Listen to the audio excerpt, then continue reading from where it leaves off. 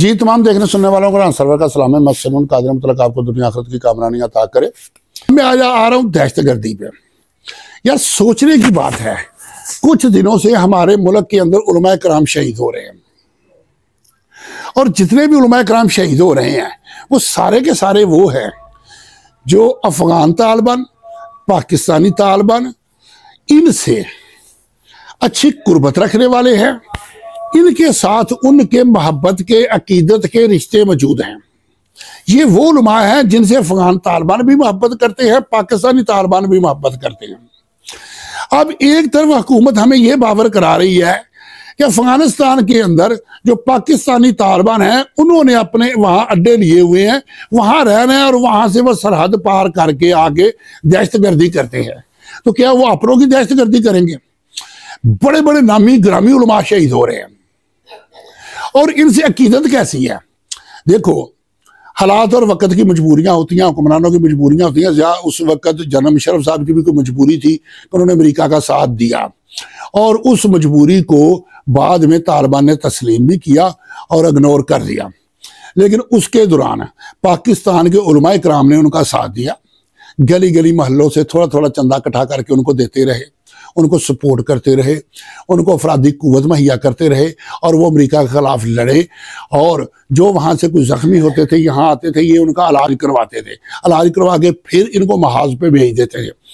और बुरे से बुरे वक्त में जब इन्होंने उनका साथ दिया, उनके साथ तावन किया और उनके बच्चों को यहाँ संभाला, तालीम और तरबियत उनकी की, तो वो ऐसे बेज़मीर लोग नहीं हैं कि जो उनके साथ कोऑपरेट करे, तावन करे, साथ दे और वो उसे नजरअंदाज कर दें। ऐसा नहीं हो सकता। वो बड़ी बड़ी अकीदत रखने वाले हैं। अखौड़ा खटक में जो हुआ है, उकाड़ा खटक को तो वो अपना रूहानी आस्थाना समझते हैं सारे तालिबान। इस वक्त जो वहां के हुक्मरान हैं, आधे से ज्यादा हुक्मरान तो यहाँ के पड़े हुए हैं। उसके बाद बलूचिस्तान में, ये केपीके में उलमाए कराम जो शहीद हुए हैं, ये तो वो हैं जो बारमला खुल्लम खुल्ला उनकी सपोर्ट कर रहे हैं।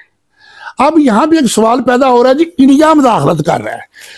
मेरे भाई, इस वक्त जो देखने में आ रहा है, ये अफगानिस्तान में दो किस्म के दड़े हैं। एक वो हैं जो अफगान तालिबान के हम ख्याल हैं, एक वो हैं जो उनके मुखालिफ हैं। यहां तासर यही दिया जा रहा है ना कि जो अफगान तालिबान हैं उनके जो मुखालिफ दड़े हैं वो उनके हमायतियों को यहां निशाना बना रहे हैं। अगर अफगान तालिबान के मुखालिफ यहां इनको निशाना बना रहे हैं और उनकी पीठ के पीछे कौन है? इंडिया है। तो ये कैसे हो सकता है कि दोनों दड़े एक घर से ही सपोर्ट लें, एक की हमायत लें? अगर तालिबान के वो मुखालिफ धड़े हैं वो भी इंडिया से सपोर्ट ले और ये भी इंडिया से सपोर्ट ले, ये कैसे हो सकता है? क्या ये इंडिया से नहीं कहेंगे कि आप लोग उनकी सपोर्ट करके हमारे उलमा को, और अल्लाह के बंदो, इनके यहाँ उलमाए कराम का इतना एहतराम है, इतनी अकीदत है और मुफ्तियाने कराम, ज्यादातर मुफ्तियाने कराम शहीद हो रहे हैं। और फिर एक और बात है, सियासी तौर पर जो सबसे बड़ी पाकिस्तान की मजहबी जमात है वो जमीयत उलमा इस्लाम है। जमीयत उलमा इस्लाम के उलमा शहीद हो रहे हैं, दीगर हो रहे हैं और एक ही मसलक के हो रहे हैं। मैं खुले लफ्जों में इसमें बात करता हूँ, उस पर भी अलग से एक वीडियो में इंशाल्लाह बनाऊंगा कि इस वक्त पूरी दुनिया का कुफर जो है वो एक मसलक को ख़त्म करने के दर पे है, लेकिन अभी तक ख़त्म नहीं कर पाया।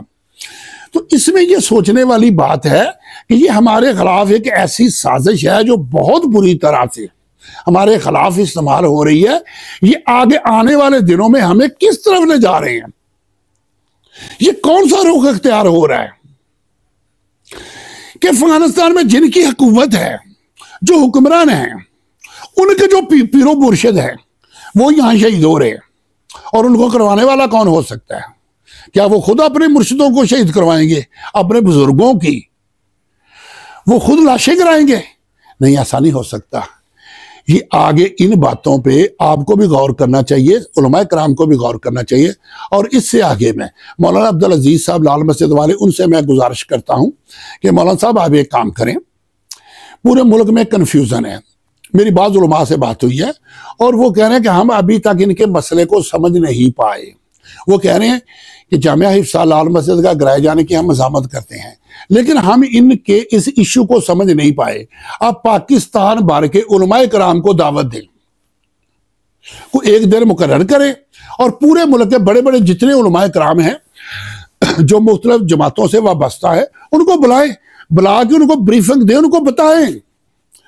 और एक सबसे बड़ा जो प्रोपोगंडा लाल मस्जिद के खिलाफ है कि ये लचक पैदा नहीं करते, हालांकि मेरे पास दलाइल के अंबार हैं कि जितनी ये लचक पैदा करते हैं कोई जमात भी लचक पैदा नहीं करती। 2007 में भी इन्होंने लचक पैदा करने की इंतहा कर दी थी, लेकिन इनकी लचक किसी को दिखाई नहीं गई, किसी को बावर नहीं कराई गई।